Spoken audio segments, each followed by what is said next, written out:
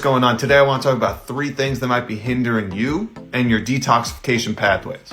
So let's get right into it. The first is by far not eating enough water-rich foods. And that's going to largely include more fruits and vegetables. And this is for a few reasons. First is these are more hydrating, which will help cleanse your lymphatic system and also keep your bowels moving. And they also contain live enzymes and fiber that will help with the digestive process. Many folks rely on raw, dry foods like nuts and dried fruit, and these can be incredibly dehydrating if we have too much of them. The second is using inflammatory oils. Corn oil, vegetable oil, sunflower oil, soybean oil, etc.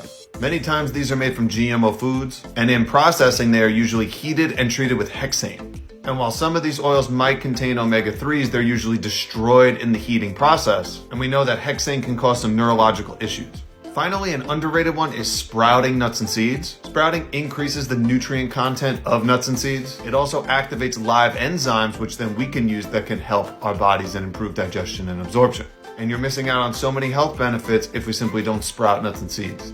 And if you want to learn everything you need to know about doing a detox safely and effectively, then check out my new Inside Out Detox Masterclass so you can learn everything you need to and come back to it again and again. I'll see you there.